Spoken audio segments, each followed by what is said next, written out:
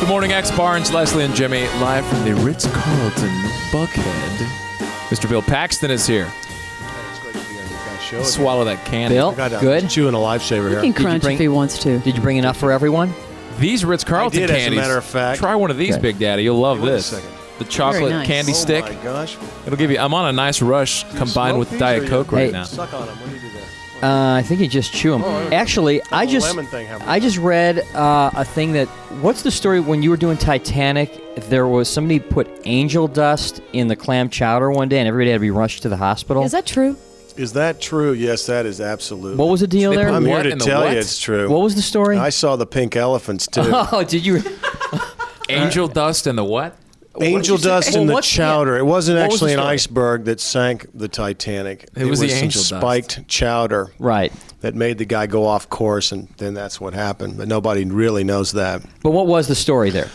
I don't know. In retrospect, I think it must have been, kind of like a ex-postal worker or something who went off, some disgruntled crew member. I think we were up in Nova Scotia for 3 weeks, and it was the last night of filming. We were shooting nights, and we took our lunch break at around 1 o'clock at night, and the food was so bad on the catering truck that I was having my meals kind of brought in, kind of a Meals on Wheels kind of a deal. The star treatment. Go ahead Yeah, and say. more kind of a geriatric treatment. Oh, okay. And so I had a nice meal laid out in my my palatial trailer.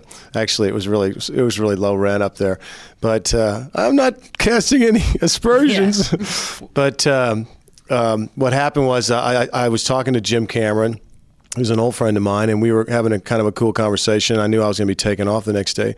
So I said, "Where are you eating, Jim? You eating in your office?" He said, "No, I think I'll eat off the truck tonight." And they had kind of laid a big feed on us of all kinds of shellfish and things. So we ladled up this chowder, and we had a couple bowls. And Jim went up to his office to do some work before we started filming after lunch. And I went back to my trailer to watch this documentary on Titanic for 1,000 times I'd seen. And all of a sudden, there's ambulances pulling up, and people are knocking on my trailer. "Hello, are you feeling okay?" And I'm like, "Well, yeah, I think so. You didn't eat the chowder, did you?" And all of a sudden, there were 75 of us were taken to a hospital that just happened to be a couple blocks from where we're filming. And so 2 o'clock in the morning, you've got 75 people on angel dust coming into it. And I think kind of this mass hysteria set in where everybody started line dancing. Some people were laughing hysterically. Other people were in a corner shivering So did you and trip? crying. I mean, were you tripping?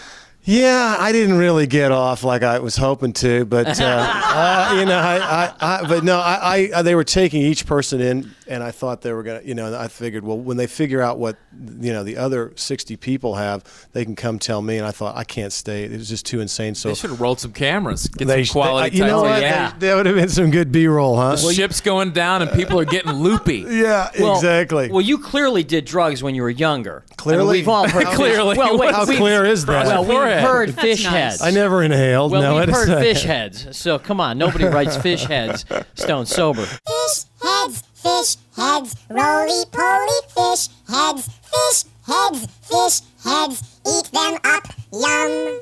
That's I mean, true. And it's funny, when you were here the last time I'll give it for up. Fish Traveler, does kind of prove it.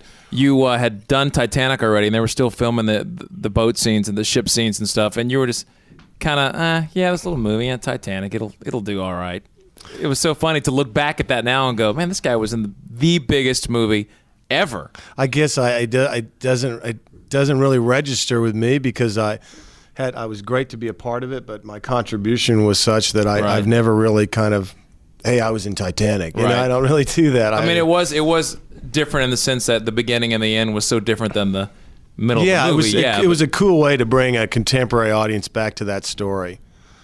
In your wildest imagination, though, did you think it would ever be that huge? People going Huge? to see it 4 Seeing or as it's- 5 times. It was a remake of a remake.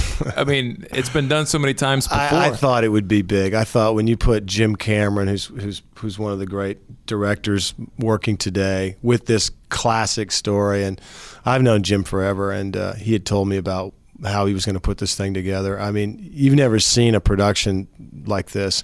He built a studio down in Mexico with tanks that they could sink sets, and he built this 800-foot replica of the ship. I mean, you've never seen anything quite like it. Well, the most viewed movie of all time is Titanic, and I think the most viewed TV show now of all time is The Making of Titanic. Oh, absolutely. Making of It's like Titanic. of all- Every half hour on HBO. Is it really? Yeah. Oh, forget about it. Now, Twister was on TV last night. So, I Did you knew that. Did you catch any of it? Well, the only thing I caught was reading the television Times coming out of Los Angeles on the plane yesterday, and it said that Twister was on, and big 1996 special effects film, probably best viewed with the sound turned off.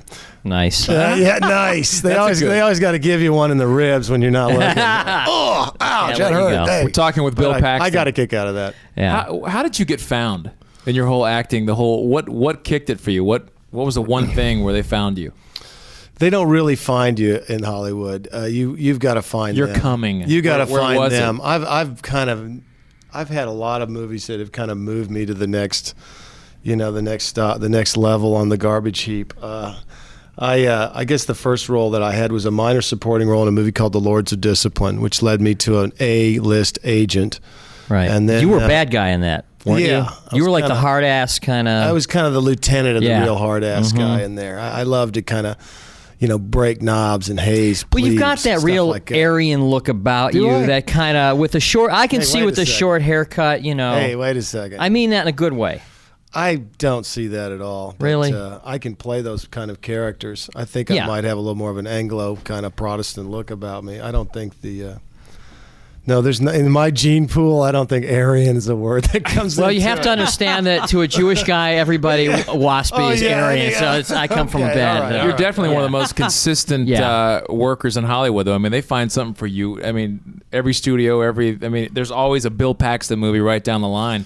You've been, lucky and blessed because people die for those roles. I read something very comforting yesterday in the paper. I read the paper on the plane, and it said that every 13 seconds for the next 15 years, someone will be turning 49.